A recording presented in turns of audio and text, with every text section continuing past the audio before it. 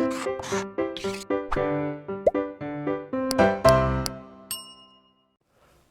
Students, welcome back to Blueprint Digital. आज की इस वीडियो में हम अजैविक कारकों में नंबर 3 कारक प्रकाश और नंबर 4 कारक मृदा के बारे में पढ़ेंगे। वीडियो को स्टार्ट करने से पहले हमारे चैनल को सब्सक्राइब करें और बेल आइकन दबाना न भूलें, जिससे हमारे लेटेस्ट वीडियोस की नोटिफिकेशन आपको प्राप्त होती रहे। अब हम आज के टॉपिक पर आते हैं। प्रकाश यानी कि लाइट भी जीवधारियों के लिए एक महत्वपूर्ण कारक होता है, अजैविक कारक होता है या पारिस्थितिक कारक होता है। प्रकाश की यानी कि लाइट की क्वालिटी यानी कि उसकी जो गुणवत्ता है, प्लस उसकी जो क्वांटिटी यानी कि उसकी जो मात्रा है, और उसकी जो अवधि यानी कि ड्यूरेशन है, वो कितने समय तक जीव पर पड़ता है प्रकाश, ये तीनों गुण जीवों की विभिन्न कार्यों को, विभिन्न गतिविधियों को प्रभावित करते हैं। अर्थात पौधे और अन्य जीव पौधे प्रकाश की क्वालिटी पर यानी कि उसकी गुणवत्ता पर, उसकी इंटेंसिटी पर यानी कि उसकी जो तीव्रता है, उसकी मात्रा यानी कि क्वांटिटी, और ड्यूरेशन कितने समय तक वो पड़ता है, उन सभी के द्वारा प्रभावित होते हैं। तीनों ही जो गुण है लाइट के, वो पादप को प्रत्यक्ष अथवा अप्रत्यक्ष रूप से प्रभावित करते हैं। और जो प्रकाश का पौधों पर सबसे महत्वपूर्ण जो कार्य है, वो नंबर 1 है प्रकाश संश्लेषण।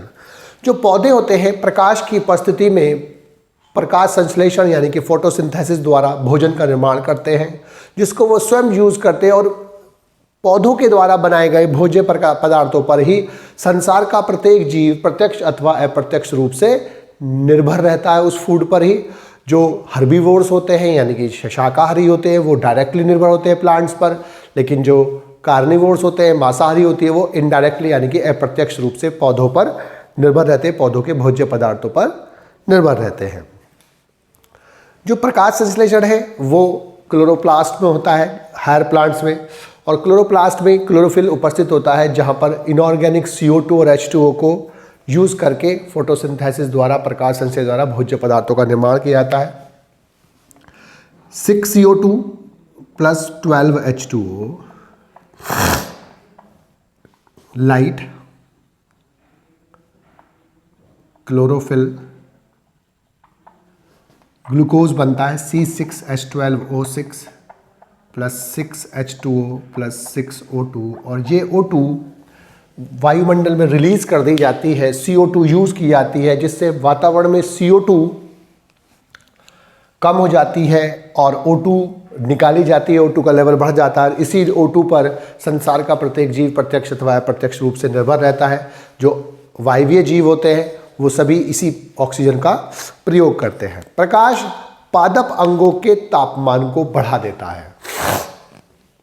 जो सनलाइट होती है जब किसी पादप पर गिरती है तो वो उसके जो पार्ट्स होते हैं उसके टेम्परेचर को बढ़ा देते हैं, क्योंकि जो लाइट होती है उसके अंदर एनर्जी भी होती है, और जो तापमान का जो सोर्स है वो भी सन होता है, लाइट का सोर्स है वो भी सन होता है। इसके कारण पादप की विभिन्न क्रियाएं प्रभावित होती है जब उसका तापमान बढ़ता है।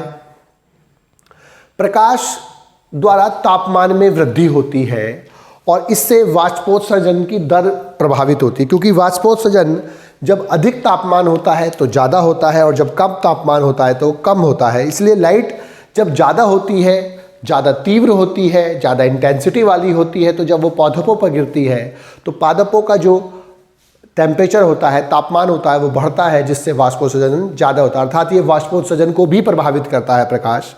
इसके अलावा जब वाष्पोत्सर्जन ज़्यादा होता है तो जल का अवशोषण भी ज़्यादा होता है, लवणों का अवशोषण जल के साथ होता है, तो इसलिए वाष्पोत्सर्जन के कारण एक पुल क्रिएट होता है, जिसे वाष्पोत्सर्जन खिंचाव यानी कि ट्रांसपायरेशन पुल कहते हैं। और ट्रांसपायरेशन पुल एक मुख्य पुल होता है, एक मुख्य फोर्स होता है, बल होता है, जो जल अवशोषण यानी कि जड़ों द्वारा जल के अवशोषण में यूज होता है, और जल के साथ जड़ों में लवण यानी कि जो सॉल्ट्स होते हैं, मिनरल्स होते हैं, वो भी अंदर एब्जॉर्ब किए जाते हैं। तो इसीलिए जब अधिक तापमान हो जाता है प्रकाश के कारण तो वो वाष्पोत्सर्जन बढ़ता है, वाष्पोत्सर्जन से वाष्पोत्सर्जन खिंचाव यानी कि ट्रांसपायरेशन पुल बढ़ता है। इसके कारण वाटर यानी कि जल का अवशोषण और मिनरल्स का, सॉल्ट्स का अवशोषण भी बढ़ जाता है जड़ों के द्वारा मृदा से। इसके अलावा रंध्रों का जो खुलना और बंद होना होता है, स्टोमेटा ट्रांसपायरेशन करते हैं, रंध्र ट्रांसपायरेशन करते हैं, वाष्पोत्सर्जन करते हैं। तो वाष्पोत्सर्जन का जो स्टोमेटा होते हैं, वाष्पोत्सर्जन के लिए जो स्टोमेटा होते हैं यानी कि जो रंध्र होते हैं, उनके खुलने और बंद होने का जो स्कीम है वो भी प्रकाश पर निर्भर करती है। दिन के समय जब प्रकाश ज़्यादा होता है तो वहाँ पर दिन में गार्ड सेल्स उनको ओपन करती है, खोलती है सामान्यतः, और रात को गार्ड सेल उनको बंद करती हैं। तो रात्रि में रंध्र बंद हो जाते हैं सामान्यतः और दिन में वो खुल जाते हैं। इसके अलावा जो पादपों का जो वितरण है वो भी प्रकाश पर निर्भर करता है। प्रकाश पर भी निर्भर करता है वितरण, मुख्यतः तापमान और जल पर निर्भर करता है, लेकिन प्रकाश पर भी निर्भर करता है। प्रकाश जो होते हैं वो पौधों में जनन यानी कि पुष्पन यानी कि फ्लावरिंग के लिए भी रेस्पॉन्सिबल होते हैं। फ्लावरिंग के लिए यानी कि पुष्पन के लिए लाइट का होना आवश्यक है। जो हार्मोन उसमें यूज़ होते हैं वो लाइट की प्रेजेंस में काम करते हैं। पादप अनुक्रमण यानी कि सक्सेशन में भी लाइट का, प्रकाश का यूज़ होता है। इसके अलावा प्रकाश के अभाव में जब लाइट नहीं होती है तो क्लोरोफिल का संश्लेषण नहीं हो पाता है, जिससे जो नवोद्भिद पादप होता है, नया पादप होता है जिसे हम नवोद्भिद बोलते हैं यानी कि सीडलिंग बोलते हैं, उसमें क्लोरोफिल, क्लोरोप्लास्ट जैसी संरचनाएं ज़्यादा विकसित नहीं हो पाती, इसलिए वो पीला रह जाता है। और जो पीला रह जाता है उसको हम बोलते हैं पांडुरित यानी कि इटायोलेटेड। ऐसे प्लांट को हम बोलते हैं इटायोलेटेड, क्लोरोफिल जिसमें नहीं हो पाता डेवलप और वो पीला रह जाता है, सब इटायोलेटेड प्लांट्स बोलते हैं। पौधों में प्रकाश की उपस्थिति के आधार पर पौधों को दो भागों में डिवाइड किया था, प्रकाश प्रिय यानी कि हेलियोफाइट्स और छाया प्रिय यानी कि स्कायोफाइट्स। प्रकाश प्रिय जो पौधे हैं इनको सन लविंग प्लांट्स भी बोलते हैं, क्योंकि ये प्लांट्स सूर्य की अधिक प्रकाश में यानी कि अधिक सनलाइट में ग्रो करते हैं। अर्थात इनको वृद्धि करने के लिए, ग्रो करने के लिए सूर्य के अधिक प्रकाश की आवश्यकता होती है, इसलिए इनको सन लविंग बोलते हैं। और ये जो प्लांट्स होते हैं इनकी जो एग्जाम्पल है वो शीशम,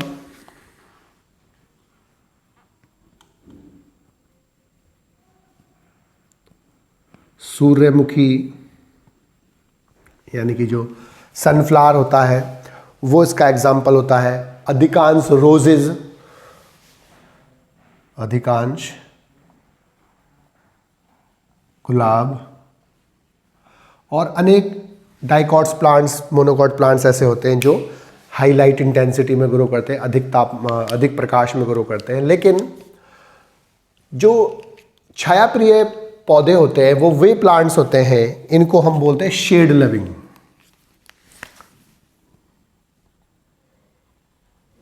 शेड लविंग प्लांट्स। ये शेड लविंग प्लांट्स क्या होते हैं, ये कम लाइट इंटेंसिटी में यानी कि कम प्रकाश तीव्रता में वृद्धि करते हैं। अर्थात ये छायादार स्थानों पर ग्रो करने की कोशिश करते हैं, जहाँ कम लाइट इंटेंसिटी होती है वहाँ ग्रो करते हैं। और इसके जो एग्जाम्पल है वो है अधिकांश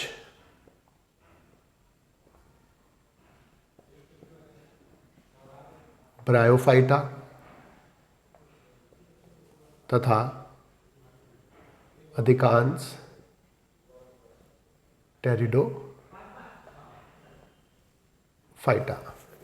ये टेरिडोफाइटा स्कायोफाइट्स कहलाते हैं क्योंकि ये मॉइस्ट एंड शेडी प्लेस में यानी कि नम और छायादार स्थानों पर ग्रो करते हैं, क्योंकि इनके निषेचन के लिए, फर्टिलाइजेशन के लिए जल आवश्यक होता है। इसीलिए ये ऐसे स्थानों पर ग्रो करने की कोशिश करते हैं जहाँ पर जल आसानी से उपलब्ध हो सके। इसलिए मॉइस्ट एंड शेडी यानी कि नम और छायादार स्थानों पर ही ग्रो करते हैं। तो जो अधिक लाइट इंटेंसिटी में, अधिक प्रकाश की तीव्रता, सूर्य के प्रकाश की तीव्रता में ग्रो करते हैं वो हेलियोफाइट्स यानी कि प्रकाश प्रिय कहलाते हैं। और जो कम लाइट इंटेंसिटी में यानी कि कम सूर्य के प्रकाश की तीव्रता में वृद्धि करते हैं उन्हें हम क्या बोलते हैं, स्कायोफाइट्स यानी कि छायाप्रिय यानी कि शेड लविंग प्लांट्स। और अधिकांश ब्रायोफाइट्स और अधिकांश टेरिडोफाइट्स जो होते हैं वो स्कायोफाइट्स होते हैं, क्योंकि ये मॉइस्ट एंड शेडी यानी कि नम और छायादार स्थानों पर ग्रो करते हैं। क्योंकि इनके निषेचन के लिए मेल गैमेट को फीमेल गैमेट्स तक पहुंचने के लिए जल की आवश्यकता होती है। इसलिए ये ऐसे स्थानों पर ही ग्रो करना प्रेफर करते हैं क्योंकि इन्हें वहाँ पर जल की आवश्यकता होती है। और अगर ये कहीं और ग्रो करेंगे तो वहाँ जल उपलब्ध ना होने के कारण इनका निषेचन नहीं हो पाएगा। इसलिए नम और छायादार स्थानों पर ही वृद्धि करते हैं। अब हम चौथा प्रमुख अजैवीय कारक यानी कि सॉइल यानी कि मृदा के बारे में पढ़ेंगे। मृदा का मतलब एडाफिक फैक्टर होता है। मृदा जो होता है वो बहुत ही महत्वपूर्ण पारिस्थितिक कारक है, क्योंकि ये जल को, जो पौधे हैं उनको जल प्रदान करती है, मिनरल्स यानी कि लवण प्रदान करती है और उनको सहारा देती है, अर्थात उनको फिक्स करने में हेल्प करती है। जो मृदा है यानी कि सॉइल है, उसका जो निर्माण होता है वो दो प्रोसेस से होता है, जो वेदरिंग और पीडोजेनेसिस। लेकिन मृदा है क्या? मृदा यानी कि सॉइल अर्थ की लेयर्स की अपर मोस्ट जो लेयर है, यानी कि अर्थ क्रस्ट की सबसे ऊपरी अपर मोस्ट लेयर है, जिसका निर्माण जो होता है वो वेदरिंग यानी कि रॉक्स के बड़े पार्टिकल्स का छोटे में टूटना और पीडोजेनेसिस के द्वारा होता है। सॉइल जो होती है वो प्लांट्स के लिए बहुत ही महत्वपूर्ण होती है और जो सॉइल की क्वालिटी होती है उसके अनुसार उत्पादकता बढ़ती है या घटती है। जो सॉइल होता है वो लिविंग और नॉन लिविंग दो प्रकार के फैक्टर्स से मिलकर बना होता है, अर्थात उसमें लिविंग फैक्टर्स भी प्रेजेंट होते हैं, लिविंग ऑर्गेनिज्म भी प्रेजेंट होते हैं और नॉन लिविंग भी प्रेजेंट होते हैं। जो सॉइल होता है उस सॉइल में जो सबसे ज़्यादा अवयव होते हैं वो होते हैं मिनरल्स यानी कि लवण, जो अप्रॉक्सीमेटली लगभग 45% के आसपास होते हैं। इसके अलावा वाटर भी 25% के आसपास होता है। इसके बाद एयर भी 25% के आसपास होती है और 5% में ऑर्गेनिक मैटर होता है यानी कि कार्बनिक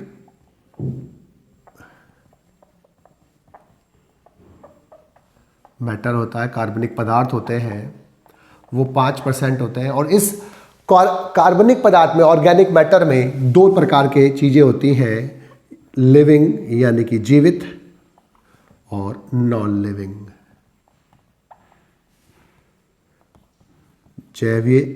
जैविक कारक, जैवीय और अजैवीय।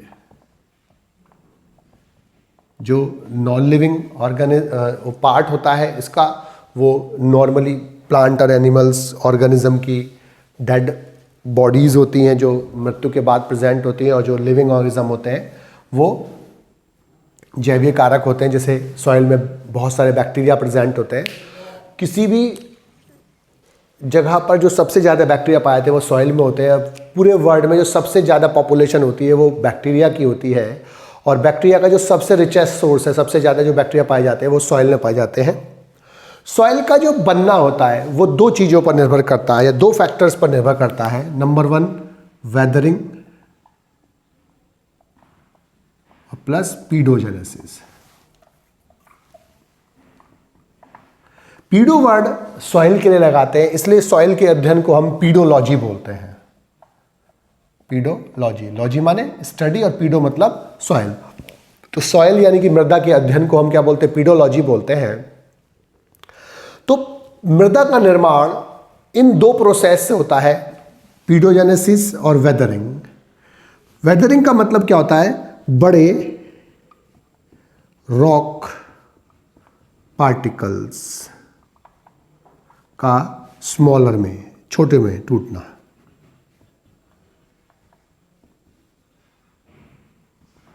बड़े रॉक्स का छोटे रॉक पार्टिकल्स में, यानी कि बड़े चट्टान जो होती हैं उनका छोटे छोटे चट्टानों के टुकड़ों में टूटना वेदरिंग कहलाता है।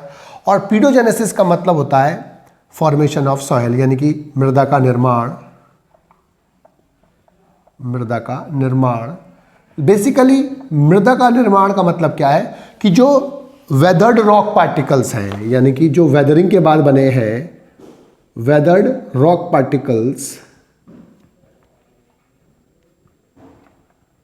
उनमें ह्यूमस की जो मिक्सिंग होती है वो पीडोजेनेसिस कहलाती है।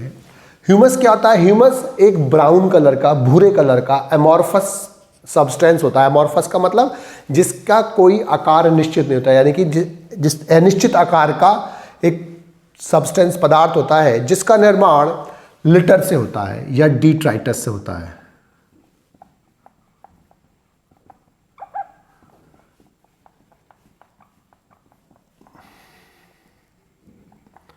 ह्यूमस का निर्माण लिटर और डिट्राइटस से होता है। लेकिन लिटर और डिट्राइटस क्या होता है? जो फ्रेशली फॉलन लीव्स होती हैं, जो लीव्स पत्तियां नीचे गिरती हैं, जो टहनी नीचे गिर गई है, फल, फ्रूट, फ्लावर, कोई भी पार्ट जो प्लांट का नीचे गिरा है, कोई एनिमल का मल है, एनिमल की डेड बॉडी है, कोई ऑर्गेनिज्म की डेड बॉडी, ये सब मिलकर क्या बात है लिटर और डिट्राइटस कहते हैं। और इसमें सूक्ष्म जीव इसको पहले डफ में कन्वर्ट करते हैं और डफ जो होता है वो फिर ह्यूमस में कन्वर्ट हो जाता है। तो जो ह्यूमस होता है वो लिटर से ऑर्गेनिक जो डेड मटेरियल्स होते हैं उनका डिकम्पोजिशन, यानी कि अपघटन करने के बाद जो सब्सटेंस बनता है, पदार्थ बनता है, उसे हम ह्यूमस बोलते हैं। तो बेसिकली जो पीडोजेनेसिस है उसका मतलब क्या है?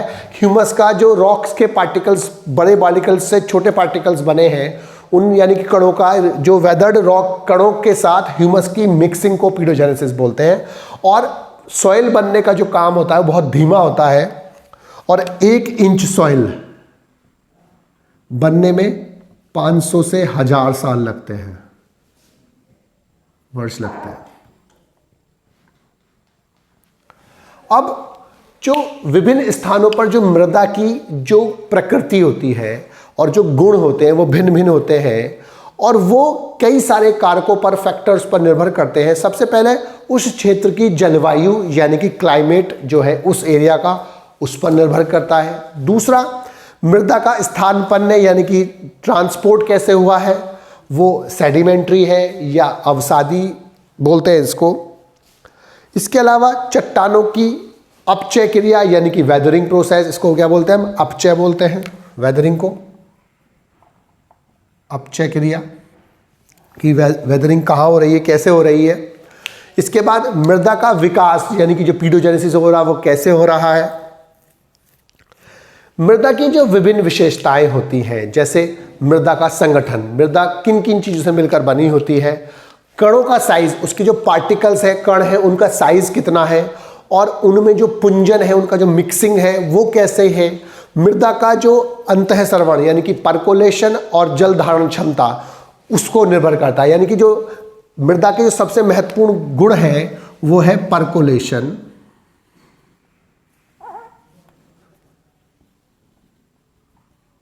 और जल, यानी कि जो वाटर होल्डिंग कैपेसिटी बोलते हैं हम इसको, यानी कि जो जल धारण क्षमता बोलते हैं इसको, जल धारण क्षमता यानी कि वाटर होल्डिंग कैपेसिटी। और परकोलेशन यानी कि परकोलेशन का मतलब क्या होता है? अंतःस्रवण बोलते हैं इसको हम, अंतःस्रवण।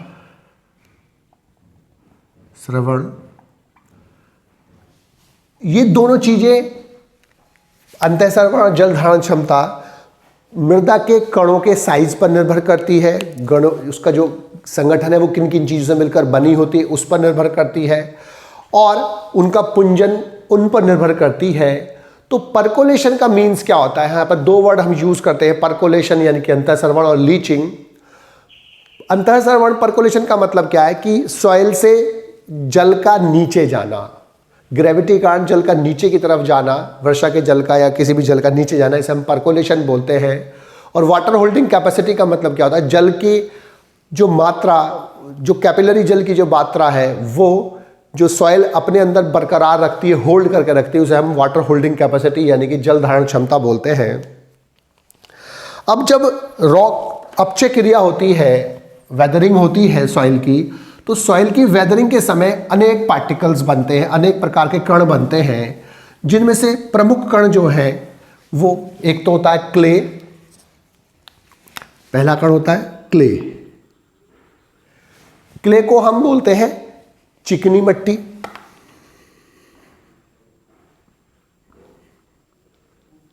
जो क्ले मिट्टी होती है उसे हम बोलते हैं चिकनी मिट्टी। तो पहला जो पार्ट जो है वो क्ले होता है। इसके अलावा सिल्ट होता है, दूसरे नंबर पर सिल्ट होता है। सिल्ट को आम भाषा में हम गाद बोलते हैं। तीसरे नंबर पर जो फैक्टर होता है वो होता है फाइन सैंड। फाइन मतलब होता है महीन। सैंड नॉर्मली हम क्या बोलते हैं, रेत बोलते हैं। फाइन सैंड यानी कि महीन रेत होता है। चौथा जो होता है वो होता है कोर्स सैंड। Coarse sand. पांचवा होता है ग्रेवल और ग्रिट।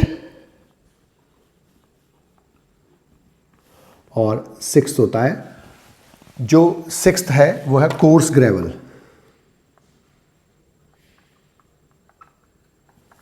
अब इनका निर्धारण कैसे होता है? इन सब का साइज डिफरेंट होता है। इसका जो साइज होता है सबसे छोटा होता है, लेस देन 0.002 mm से छोटे होते हैं। तो जो साइज होता है सबसे छोटा होता है इसका, और सबसे बड़ा होता है इसका, लार्जेस्ट इसका होता है जो 5 mm से बड़े होते हैं। इनका साइज इनके बीच में होता है सबका। इसके आधार पर जो सॉइल होती है वो 3 प्रकार की होती हैं। मृदा के प्रकार किसके आधार पर? इन कणों के आधार पर बेसिकली 3 प्रकार की सॉइल होती है। पहली होती है सैंडी सॉइल यानी कि रेतीली मिट्टी, सैंडी मृदा, सैंडी सॉइल। दूसरी होती है लोमी सॉइल, और तीसरी होती है सिल्ट सॉइल। अब लेकिन इनका अंतर क्या है कि सैंडी सॉइल कौन सी है? तो इसमें 85% सैंड होता है। नाम से पता चला सैंडी सॉइल का मतलब इसमें अधिक मात्रा क्या है, सैल्ट की है। और प्लस 15% में जो 15% शेष बचता है, उस 15% में या तो क्ले होती है या सिल्ट होती है। क्ले अथवा सिल्ट अथवा दोनों, यानी कि उस 15% में या तो क्ले होगी या सिल्ट होगी या दोनों 15% में होगी। लोमी सॉइल इस जैसी है, लेकिन अंतर क्या है, इसमें 70% सैंड है और बाकी 30% में वही क्ले और सिल्ट अथवा दोनों 30% में होगी। और जो सिल्ट सॉइल है उसमें 90% सिल्ट होगा, 90% सिल्ट होगा और 10% में सैंड होगी। Loamy soil is the best soil. जो लोमी सॉइल है वो बेस्ट सॉइल होती है उत्पादन के लिए, क्योंकि इसमें 3 गुण होते हैं। नंबर 1, इसकी जो बेस्ट होने के कारण है, इसकी अच्छा होने का कारण क्या है, इसमें अधिक एरिएशन होता है, मतलब इसमें अधिक वायु होती है। नंबर 2, इसमें अधिक जल धारण क्षमता होती है, यानी कि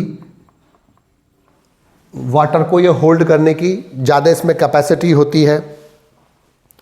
इसके अलावा ये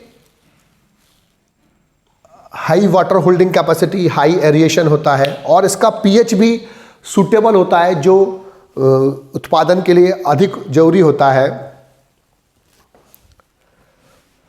और इसमें तीसरा जो गुण होता है वो अधिक रूट यानी कि जड़ पेनिट्रेशन, मतलब भेदन क्षमता। अर्थात इसमें रूट आसानी से भेद कर नीचे चली जाती हैं। और इसका जो पीएच होता है, वो जो बेस्ट पीएच होता है वो 5.5 से 6.5 होता है। किसी भी मृदा के लिए जो बेस्ट पीएच होता है वो 5.5 से 6.5 होता है। इसका पीएच भी बेस्ट के रेंज में होता है। इसीलिए जो लोमी सॉइल होती है वो बेस्ट सॉइल होती है, क्योंकि इसमें अधिक एयर होती है, अधिक इसमें जल धारण क्षमता होती है और इसमें अधिक रूट भेदन क्षमता होती है, रूट पेनिट्रेशन पावर होती है, जिससे आसानी से रूट नीचे चली आती हैं। जो लोमी सॉइल है इसीलिए वो ज़्यादा अच्छी सॉइल होती है, जो आसानी से प्लांट्स जिसमें ग्रो करते हैं।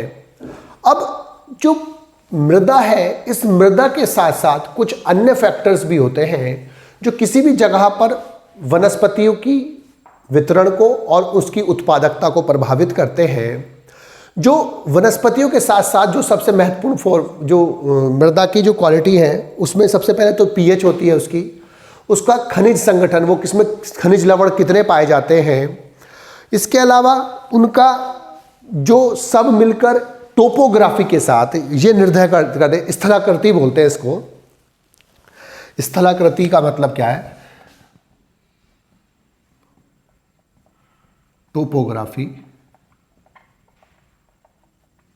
टोपोग्राफी का मतलब क्या है? अर्थ, यानी कि जो हमारी अर्थ है, पृथ्वी है, इससे संबंधित जो फैक्टर होते हैं हम उसे टोपोग्राफी के अंतर्गत पढ़ते हैं। तो जो स्थल के आकृति है, यानी कि जहाँ पर वो लैंड है, उसके बारे में जो फैक्टर्स होते हैं हम टोपोग्राफी बोलते हैं।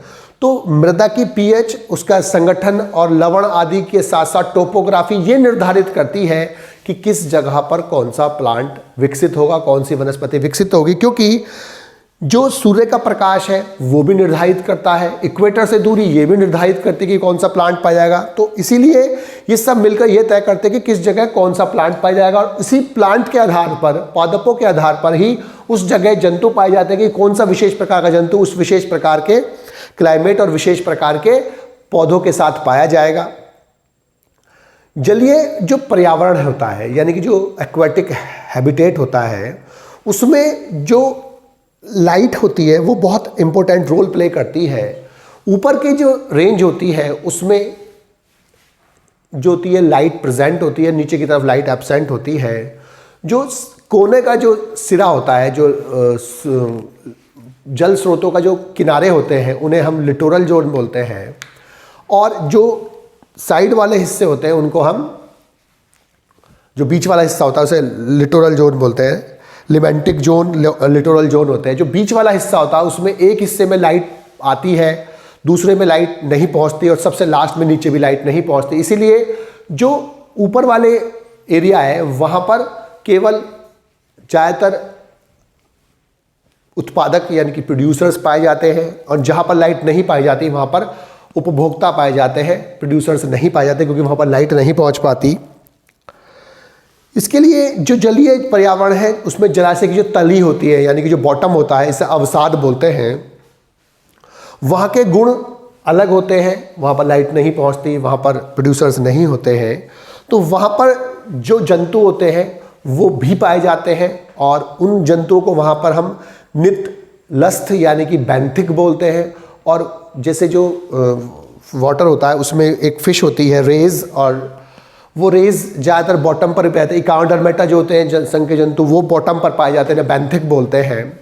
तो किसी भी जगह पर जो जल है, जो तापमान है, मृदा है, प्रकाश है, ये सब मिलकर किसी भी जगह पर जो वनस्पति पाई जाती है वो निर्धारित की जाती है। और टोपोग्राफी के साथ ये सब मिलकर ये निर्धारित करते हैं कि किस जगह पर कौन सा प्लांट पाया जाएगा, कौन सी वनस्पति पाई जाएगी, और उसी वनस्पति के हिसाब से उस जगह पर विशेष प्रकार के जंतु, विशेष प्रकार के प्राणी पाए जाते हैं, एनिमल्स पाए जाते हैं। और ये सब अजैवीय कारक ही निर्धारित करते हैं कि पृथ्वी के किस स्थान पर कौन सा पादप, कौन सा जंतु पाया जाएगा। बच्चों, आज की इस वीडियो में बस हम इतना ही पढ़ेंगे। हमारी इस वीडियो को आप लाइक करें और अपने दोस्तों के साथ शेयर करें। यदि आपका कोई डाउट है तो आप हमें कमेंट करके बता सकते हैं। इस अध्याय को और अच्छे से पढ़ने और समझने के लिए आप चित्रा प्रकाशन की बुक एक्टिव जीव विज्ञान की सहायता भी ले सकते हैं।